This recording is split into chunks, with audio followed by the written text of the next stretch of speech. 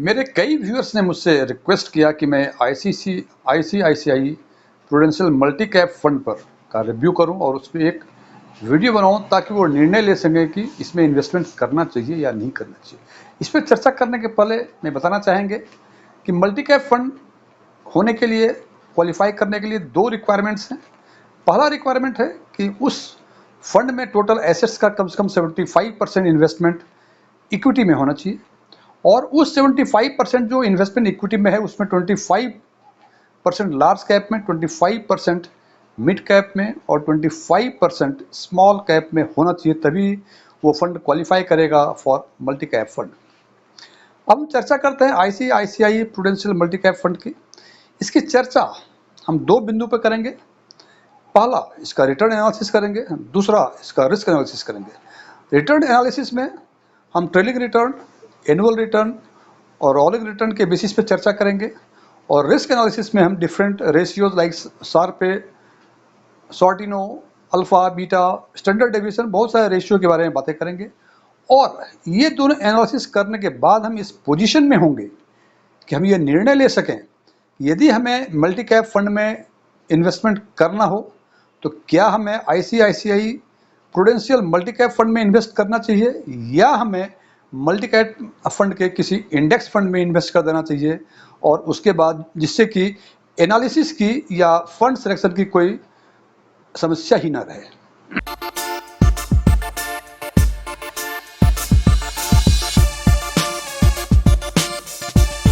यदि मेरा ये वीडियो आपको पसंद आए, इसे लाइक करें, अपने फ्रेंड्स के साथ शेयर करें। कुछ चीज़ें अच्छी लगी हो कमेंट करके बताएं, कुछ चीज़ें अच्छी नहीं लगी हो इसके बारे में ज़रूर बताएं। और यदि आप पहली बार हमारे चैनल को विजिट कर रहे हैं तो सब्सक्राइब करें और बगल में बेल आइकन को जरूर दबाएं ताकि हमारे सभी नए वीडियो की नोटिफिकेशन आपको लगातार मिलती रहे। एस1 टेक्सविन में आपका एक बार फिर से स्वागत है। मेरा नाम डीएम झा है। इस फंड में सबसे पहले हम चर्चा करेंगे इनके कुछ इन्फॉर्मेशन के बारे में। तो हम देखते हैं कि ये लॉन्च हुआ था 1/10/1994 को। काफ़ी पुराना फंड है, टेस्टेड है, इसको फर्दर टेस्टिफाई करने की जरूरत नहीं है। और इसका total expense ratio it is 1.84% और ब्रैकेट में लिखा है हमने 5/19। इसका मतलब इससे इस सेगमेंट में इससे कम केवल 4 ही फंड का टोटल एक्सपेंस रेशियो है, बाकी 14 फंड का इससे अधिक टोटल एक्सपेंस रेशियो है अंडर दिस सेगमेंट। और इसका asset under management as on date is 7,555.17 crore. अब चर्चा करते हैं इसके ट्रेलिंग रिटर्न की। ट्रेलिंग रिटर्न में हमने पूरे 4 टाइम पीरियड्स का लिया है, 1 year, 3 years, 5 years and 10 years. और जब इस फंड का हम देखते हैं तो 1 ईयर में 25.05%, it's very good return. 3 years में it is 27.68%, it's also very good return. 5 years में 13.71%, नॉट बैड। एंड 10 ईयर्स में 16%, इट्स वेरी गुड। यदि ट्रेलिंग रिटर्न को इस फंड का ट्रेलिंग रिटर्न हम आइसोलेशन में देखते हैं तो हमें लगता है कि 16% 10 साल का CAGR, इट्स वेरी गुड। और इक्विटी में इन्वेस्ट करके अब क्या चाहिए आपको, 16% मिल रहा है, इट्स मोर देन एनफ। लेकिन जब हम इसके कैटेगरी एवरेज और बेंचमार्क एवरेज से कंपेयर करते हैं फिर बातें समझ में आती हैं। और वो हम देखते हैं कि फर्स्ट ईयर में category average was 24.19, benchmark was 21.01। 3 years में कैटेगरी 28.04, 24.93 था बेंचमार्क का। 5 ईयर्स में इट वाज 15.39 कैटेगरी का एंड 13.5% इट वाज बेंचमार्क। और 10 ईयर्स में कैटेगरी का 17.34% और बेंचमार्क का था 15.05%। इससे थोड़ा लगता है कि जितना अट्रैक्टिव हमें ट्रेलिंग रिटर्न इस फंड का लग रहा था उतना अट्रैक्टिव नहीं है। फर्दर इसमें देखते हैं कि ये 4 टाइम पीरियड्स में 1 ईयर, 3 ईयर और 5 ईयर्स, 1 ईयर, 3 ईयर, 5 ईयर्स और 10 ईयर्स के टाइम पीरियड्स में यदि इसका रिटर्न की तुलना हम करते हैं कैटेगरी और बेंचमार्क से तो देखते हैं कि केवल एक ही साल ऐसा है फर्स्ट ईयर का रिटर्न जो कि इन्होंने आउट परफॉर्म किया कैटेगरी और बेंचमार्क को। अब बाकी चारों साल में जो है उसने एक को या तो कैटेगरी या बेंचमार्क किसी एक को ही आउट परफॉर्म किया है और दूसरे को से ये अंडर परफॉर्म हुआ है। यानी 3 ईयर्स, 5 ईयर्स और 10 ईयर्स में इनका परफॉर्मेंस या तो कैटेगरी या बेंचमार्क किसी एक में से ही अच्छा है, दोनों से बेहतर नहीं है। दोनों से बेहतर केवल फर्स्ट ईयर का रिटर्न है मुझे 25.05%। इससे लगता है कि यदि केवल इसी को देखें हम तो क्या लगता है हमें सोचना पड़ेगा हमें कि क्या हमें इस फंड में इन्वेस्ट करना चाहिए, लेकिन इस पर निर्णय लेने के पहले हम फिर आगे चलते हैं और हम बात करते हैं। ऐसा एक चीज और बता दूं इसमें कि इसका जब क्वार्टाइल रैंकिंग किया हमने रिटर्न के बेसिस पे, तो हम देखते हैं फर्स्ट ईयर में इवन कि इन दोनों से बेहतर है फर्स्ट ईयर का रिटर्न, लेकिन इनका क्वार्टाइल रैंकिंग अपर मिडिल है। इट इज ओनली बिकॉज कि एक साल पूरे हुए केवल 15 फंड हैं आज के दिन में, और उस 15 फंड में से इनका रिटर्न जो है 7th पोजीशन पे। इसका मतलब 6 फंड इसमें से ऐसे हैं जिनका 1 ईयर का रिटर्न इससे बेहतर है। मैं फिर रिपीट कर दूं, आज के दिन में एक साल पूरे हुए मल्टी कैप सेगमेंट में केवल 15 फंड हैं, और उस 15 फंड में से ICICI 7वें पोजीशन पर रिटर्न के बेसिस पे। इसका मतलब 6 फंड ऐसे हैं आज के दिन में जिनका 1 ईयर का return it is more than 25.05%। 3 years में it is lower middle. Total fund 3 साल पूरे हुए 8 हैं, 8 में से इनका पोजीशन 5वां है। मतलब 8 फंड में से 4 फंड ऐसे हैं जिनका 3 इयर्स का CAGR इस फंड से बेहतर है। 5 इयर्स की बात करें इट इज 5/7। लोअर मिडिल में ये भी आते हैं। इसमें टोटल आज के दिन में टोटल मल्टी कैप सेगमेंट में 5 साल पूरे होने वाले 7 फंड हैं। 7 फंड में से इनका पोजीशन 5वां है। इसका मतलब इससे खराब रिटर्न केवल 2 ही फंड का है, बाकी सब फंड का इससे रिटर्न बेहतर है। और 10 इयर्स में it is bottom. It is 10 साल में केवल 6 फंड ऐसे हैं जो आज के दिन में पूरे 10 साल पूरे कर लिए हैं। उसमें से इनका बॉटम तो नहीं है, छठा पोजीशन तो नहीं है, लेकिन इनका पोजीशन 5वां है so far as CAGR of 10 years is concern. इससे हमें थोड़ी बातें समझ में आ रही हैं कि क्या ये फंड कंपेयर भी करते हैं कैटेगरी या बेंचमार्क से, तो किस पोजीशन में। लेकिन निर्णय लेने के पहले फिर एक स्टेप और आगे जाते हैं और हम बात करते हैं एनुअल रिटर्न की। एनुअल रिटर्न में हमने 2019, 20, 21, 22 और 12 जुलाई 2023 तक का 1 जनवरी 2023 से 12 जुलाई 2023 तक का डेटा लिया हुआ है। इसमें हम देखते हैं 2019 में इट वाज 5.99%। लगता है कि अरे बहुत बुरा है यार। 2020 में 9.21, यही बहुत बुरा लगता है। 2021 में 36.38 लगता है काफी अच्छा है। 2022 में 4.65 काफी बुरा लग रहा है। 2023 में पिछले 7 महीने का 6.5 महीने का जो रिटर्न है इट इज 12.42%। इससे लगता है कि 2021 और 2023 में इन्होंने अच्छा रिटर्न दिया है, जबकि बाकी साल इन्होंने बेहतर रिटर्न नहीं दिया। लेकिन जब फिर इसका कंपैरिजन करते हैं कैटेगरी और बेंचमार्क से, तो हम देखते हैं कैटेगरी में 2019 में 6.07, बेंचमार्क 4.05, 20 में 15.41, 21-19, 21 में 42.67, 40.62 बेंचमार्क का, 2022 में 3.97 कैटेगरी का और बेंचमार्क का 2.84%, और 2023 में कैटेगरी का 11.04% और बेंचमार्क का 10.47%। अब थोड़ा सा पिक्चर और क्लियर होता है। लेकिन अब हम कंपेयर करते हैं तो हम देखते हैं ये पूरे 5 साल में 2020 और 2021 एक ऐसा साल है जिसमें इस फंड ने कैटेगरी और बेंचमार्क दोनों को अंडर परफॉर्म किया है। इसलिए हमने इसको लाल में रखा हुआ है, दोनों को अंडर परफॉर्म किया है।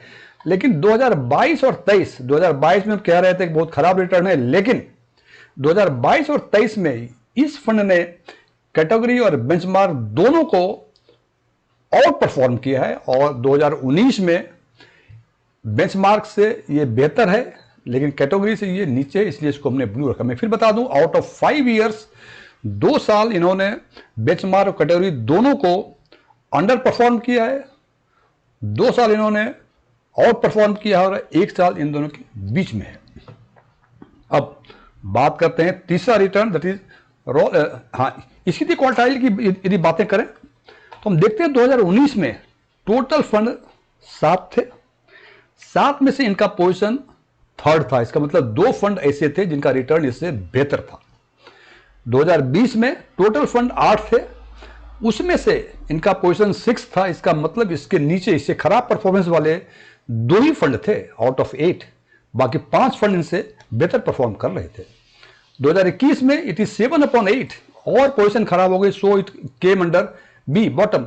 फ्रेंड्स पहले बता दूं क्वार्टाइल रैंकिंग के बारे में यदि आपको जानकारी है तो अच्छी बात है। यदि चाहते हैं इसके बारे में विशेष जानकारी लेना तो ऊपर दिए गए आई बटन में क्लिक करके क्वार्टाइल रैंकिंग के बारे में आप जानकारी ले सकते हैं। तो ये बात कर रहा था 2021 में 7/8, इसका मतलब इसका पोजीशन 2021 में इससे खराब एक ही फंड ने परफॉर्म किया है। 2022 में इंप्रूव किया पोजीशन इन्होंने 6/13, मीन्स टोटल फंड 2022 में 13 थे, जिसमें से इनका पोजीशन 6 है। इसका मतलब कि 5 फंड 13 में से ऐसे हैं जिनका परफॉर्मेंस 2022 में इनसे बेहतर था, लेकिन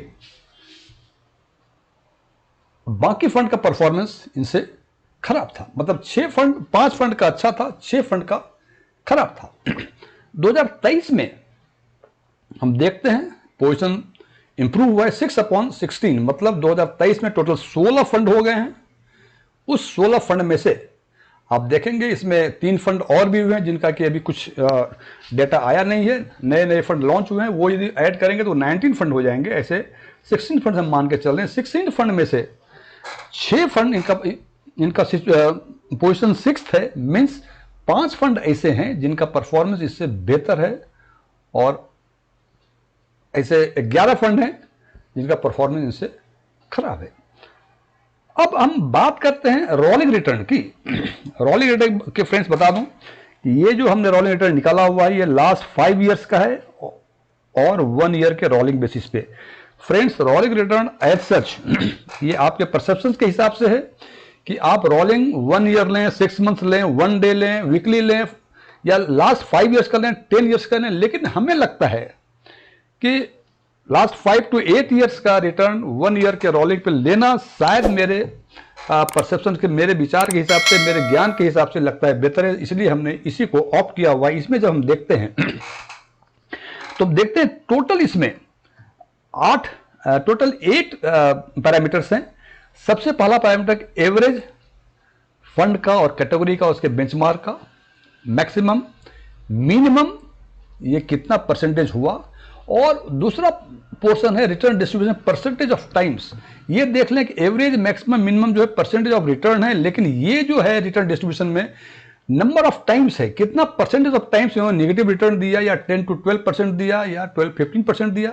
फ्रेंड्स, मैं फिर रिपीट कर रहा हूं, यदि रोलिंग रिटर्न के बारे में आपको जानकारी है तो अच्छी बात है। यदि इसके बारे में और जानकारी चाहते हैं तो ऊपर दिए गए बटन पे आप क्लिक करके इसके बारे में विशेष जानकारी ले सकते हैं। तो मैं देख रहा था कि इस 8 सेगमेंट में से केवल एक ही सेगमेंट ऐसा है जिसमें 10 से 12% रिटर्न जो दिया है इन्होंने 4.20% दिया है फंड ने, जबकि कैटेगरी ने 1.73, और निफ्टी जो उसका बेंचमार्क है ये 4.01% है। मतलब केवल यही एक ऐसा पैरामीटर है रोलिंग रिटर्न में जिसमें इस फंड ने कैटेगरी और बेंचमार्क दोनों से बेहतर परफॉर्म किया है। लेकिन बाकी जो 7 पैरामीटर्स हैं इस रोलिंग रिटर्न के जो लिया है, average, maximum, minimum, negative returns कितना टाइम्स, 10 to 12% कितना टाइम्स, 12 to 15% कितना टाइम्स, 15 to 20% कितना टाइम्स, और मोर देन 20% कितना टाइम्स, इन बाकी 7 में इन्होंने अंडर परफॉर्म किया है टू बोथ कैटेगरी एंड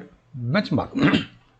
जैसे फॉर एग्जांपल एवरेज इनका जो है पिछले 5 साल में 1 ईयर का रोलिंग रिटर्न पे 17.88% है, जब कैटेगरी का 19.65 और बेंचमार्क का 20.98% है। यदि मोर देन 20% की बातें करें तो हम देखते हैं कि फंड का 34.01% है, जबकि कैटेगरी का 34.49% और बेंचमार्क का 37.05% इससे बेहतर है। और यदि 10 to 12% की बातें करें हम, तो फंड ने 4.2 टाइम्स 10 to 12% रिटर्न दिया है पिछले 5 सालों में 1 ईयर का रोलिंग रिटर्न पे, और कैटेगरी ने 1.73 टाइम्स और बेंचमार्क ने 4.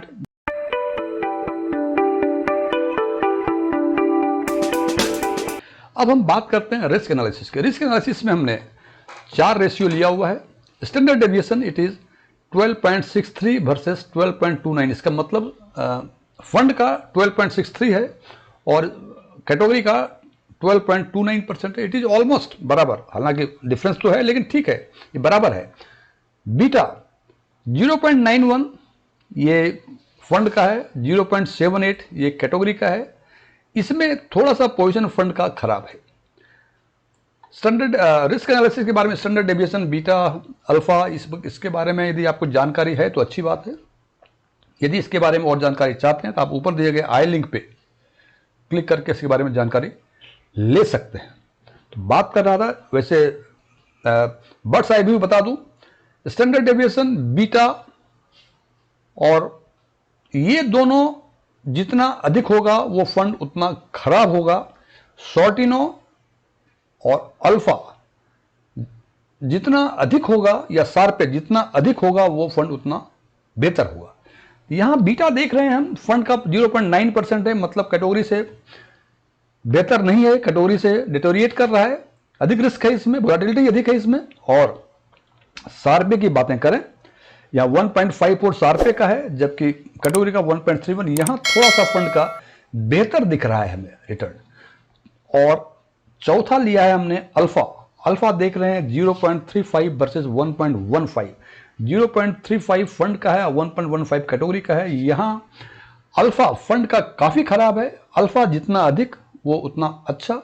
इस हिसाब से हम देखते हैं कि आउट ऑफ दीज 4 पैरामीटर्स केवल एक पैरामीटर ऐसा है जहां की फंड का रेशियो कैटेगरी से काफी खराब है। बाकी 3 में हम मान सकते हैं कि ऑलमोस्ट वो बराबर है।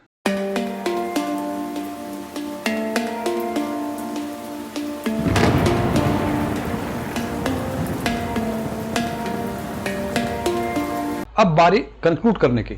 जैसा कि पहले हमने चर्चा की हुई है, हमने 4 parameters annual return, trailing return, rolling return और रिस्क रेशियो के बेसिस पे इस फंड की एनालिसिस करने की कोशिश की है। और हमने ये देखा है कि एनुअल रिटर्न में टोटल 5 पैरामीटर्स थे, 5 पीरियड्स का एनुअल रिटर्न था, और इन्होंने 2 पीरियड में बेंचमार्क और कैटेगरी दोनों को आउट परफॉर्म किया है, और 2 पीरियड में इन्होंने दोनों को ही अंडर परफॉर्म किया है। मीन्स 5 साल में 2 साल इन्होंने कैटेगरी और बेंचमार्क दोनों से बेहतर किया है, और 2 साल इन्होंने कैटेगरी या बेंचमार्क दोनों से खराब किया है, और 1 साल में उन्होंने कैटेगरी या बेंचमार्क किसी एक में से बेहतर किया है, एक में से खराब किया है। So out of 5 parameters 2 is very good, 2 is very bad, 1 is mediocre family. Trailing return में they are total 4 parameters, 4 periods थे इसमें, उसमें से 1 पीरियड में इन्होंने काफी अच्छा किया है, बाकी 3 पीरियड में मिड में रहे हैं। एक से अच्छा किया है, कैटेगरी या बेंचमार्क इन दोनों में से किसी एक में से अच्छा किया है, एक से खराब किया है। रोलिंग रिटर्न टोटल 8 पैरामीटर्स थे, जिसमें से 1 पैरामीटर में इन्होंने दोनों कैटेगरी और बेंचमार्क दोनों को और परफॉर्म किया है, लेकिन बाकी 7 पैरामीटर्स बचे, उन 7 पैरामीटर्स में ऑल 7 इन्होंने अंडर परफॉर्म किया है to both category and benchmark return. यदि बात करें हम रिस्क रेशियो की, इन चारों रिस्क रेशियो में से जो कि आप देख पा रहे हैं स्क्रीन पे, उसमें से कोई भी ऐसा रेशियो नहीं है जिसमें उन्होंने काफी बेहतर किया है उससे, कैटेगरी या बेंचमार्क से। लेकिन एक पैरामीटर ऐसा है जिसमें उन्होंने बेंचमार्क से खराब किया है, वो है अल्फा रेशियो। अब इन चारों पैरामीटर्स को यदि एक साथ देखें फ्रेंड्स, इसके पहले बता दूं मैं, ये कंपैरिजन हम मल्टी कैप के बेंचमार्क और उसके कैटेगरी से कर रहे हैं। नंबर 2, हम जब म्यूचुअल फंड में इन्वेस्टमेंट करते हैं तो हमेशा चाहते हैं कि बेंचमार्क या कैटेगरी से बेहतर रिटर्न हो, तभी हम म्यूचुअल फंड को, किसी फंड को शॉर्टलिस्ट करें। अदरवाइज इससे बेहतर है कि हम इंडेक्स फंड में इन्वेस्ट कर दें। यहां हम जब ICICI Pru multi cap fund का कंपैरिजन कर रहे हैं कैटेगरी और उसके बेंचमार्क के रिटर्न से, तो हमें लगता है समटाइम्स कि ये कैटेगरी या बेंचमार्क से बेहतर परफॉर्म नहीं कर रहा यदि हम ये चारों ही पैरामीटर्स को एक साथ देखें, या हो सकता है कि उसके बराबर हो। यदि उसके रिटर्न उसके बराबर भी हो, कैटेगरी या बेंचमार्क के बराबर भी हो, तो हम इतने जो एनालिसिस कर रहे हैं केवल कैटेगरी या बेंचमार्क के बराबर रिटर्न पाने के लिए नहीं, बल्कि हम चाहते हैं कि हम वो फंड को शॉर्टलिस्ट करें जिनका रिटर्न कैटेगरी या बेंचमार्क दोनों को आउट परफॉर्म करे। सो इन कंक्लूडिंग लाइन, यदि हमें मल्टी कैप फंड में इन्वेस्ट करना है और यह निर्णय लेना है कि मल्टी कैप के बेंचमार्क में इंडेक्स फंड में हम इन्वेस्ट करें या आईसीआईसीआई प्रू मल्टी कैप में इन्वेस्ट करें, तो बेहतर है यू गो फॉर इंडेक्स के लिए। जैसे इनका बेंचमार्क जो है वो निफ्टी TRI 500 स्मॉल कैप 50:25:25 के रेशियो से। इसका मतलब यदि हमें 10,000 रुपये का इन्वेस्टमेंट करना हो तो ICICI प्रू मल्टी कैप में इन्वेस्टमेंट करने से बेहतर है कि उस 10,000 में से 5,000 रुपये हम लार्ज कैप के इंडेक्स फंड में कर दें, 2,500 हम मिड कैप के इंडेक्स फंड में कर दें और 2,500 हम स्मॉल कैप के इंडेक्स फंड में कर दें, जिनका रिटर्न जो आएगा ICICI प्रू मल्टी कैप के बराबर आएगा या उससे बेहतर आएगा। हालांकि निर्णय हमेशा आपका।